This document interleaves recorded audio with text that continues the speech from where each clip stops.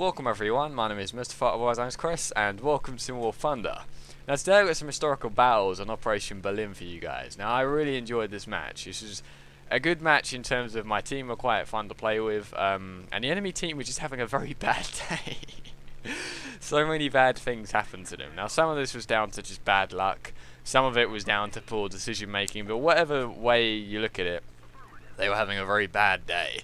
But I was enjoying myself. Now the aircraft you were seeing is the Spitfire Mk XVI, also known as the 16. It's just Roman numerals. Now I want to talk a little bit about that, and then I also want to talk about historical battles and why I'm getting into it, and sort of why you might enjoy getting into it if you haven't already. Now first of all, the Spitfire Mk XVI.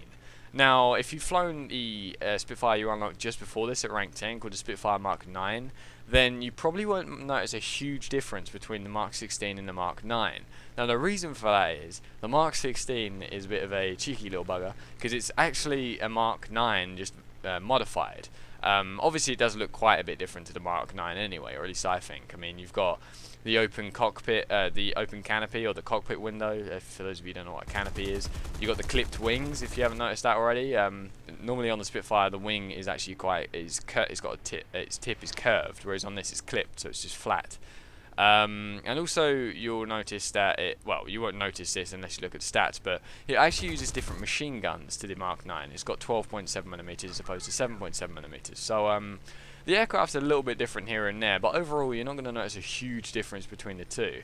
Now the differences I've actually noticed myself is that the roll rate due to those clipped wings is a lot better than it is on the Mk IX. However, I feel that the Mk IX it seems a bit faster. However, I haven't fully leveled up my Mk XVI yet, so I may come back to that and say this one's faster. I'm not sure yet, but I definitely feel that the Mk IX turns better than this one does. Again, though, I haven't fully leveled up my Mk IX 16, so I don't know if that is true or not. But at the moment, that is the only difference I've really noticed between the two, and then obviously the the other stuff I mentioned earlier. So yeah, I haven't noticed a massive difference between the two, but I do actually prefer flying the 16. I don't know why. It just feels, it plays to my style a little bit more. I'm not really sure why. I enjoy flying it more, and I tend to get more kills, and I do play a little bit better in it. So for the most part, the Mk XVI is definitely my preferred variant out of the two.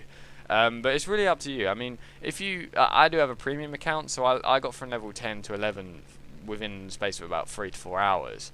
However, if you don't have a premium account, then obviously you've got to double that to about 7 to 8 hours, depending on your skill level, of course. So you may actually get used to using the Mk IX. So when you use the Mk XVI, you may not like it quite as much, which is understandable. So if you've been flying the Mk IX for like nearly 10 hours of in-game gameplay, then you're gonna you probably might find the Mk XVI a little bit not that much of an advantage over the Mk IX. I mean, I've read a lot of forums and people have said exactly that. Other people, though, like me, have said, oh, they prefer the Mk XVI after flying it. So it's really up to personal preference. It depends on how you fly as a pilot and what you want out of your aircraft. So yeah, that's the Mk XVI as a whole. Do I enjoy it? Yes. Do I recommend it? I definitely do. But it's up to you whether you're actually going to like it or not. Now, historical battles. Why have I got into this? Well, historical battles it's a more tactical / skillful game mode than it is in arcade. If you play arcade, then to be honest, it's fun. It really is fun. I'm not mocking arcade at all. I've played it for like about 116 hours or something stupid now. But I just wanted to move on. I've got to the point in arcade battles where about 8 out of 10 games I'm going to get about 8 to 10 kills easily. I don't really struggle with that anymore. Whereas when I first started out, I'd struggle to get like 3 or 4 kills per match. So I've improved to the point now where I'm not enjoying it as much as I used to.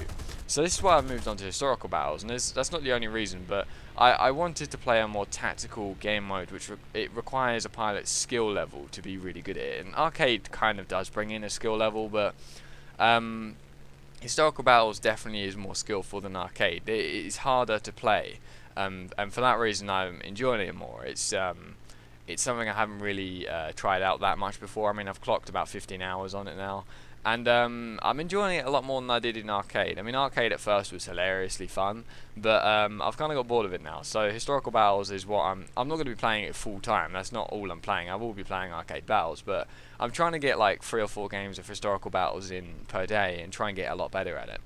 Now, so the main differences between historical battles, for those of you who don't know, in arcade, the flight model you're going to find is, for every aircraft, is pretty similar. If it's a boom and zoomer, it's going to fly very similar to all the other boom and zoomers, and it's the same for the turn fighters. You're going to find that they perform quite similarly as well.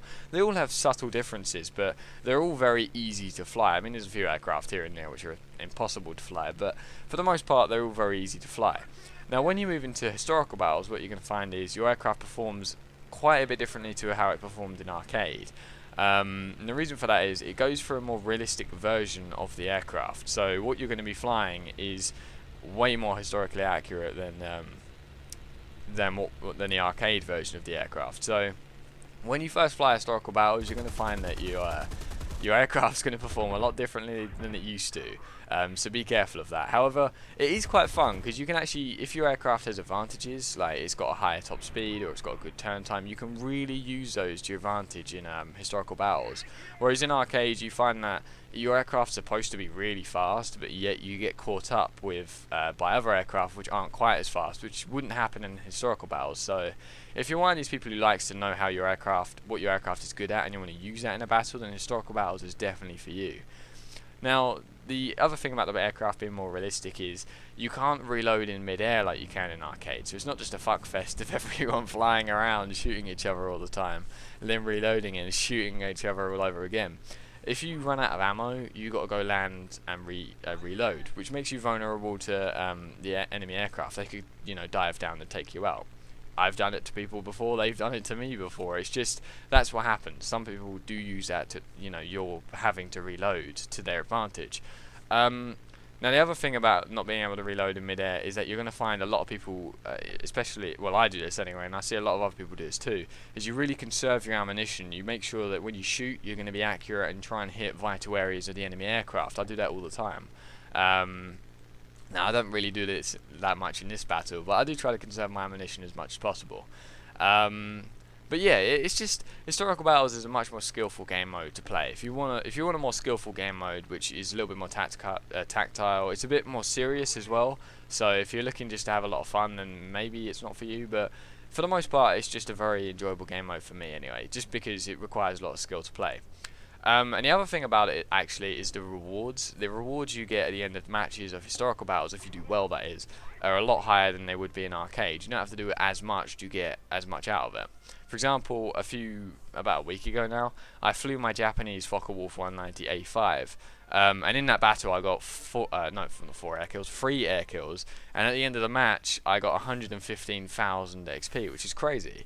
And you can achieve similar amounts of XP. So if you're looking to level up quickly, then you may want to get good at historical battles and then do that, because you will get a lot of XP and lions out of it, which is cool.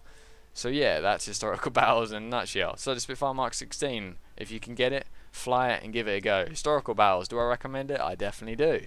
So yeah, that's pretty much all I wanted to talk about. So I hope you enjoyed. Like, comment, subscribe, all that good stuff. I've been Mr. Fuh. Over and out.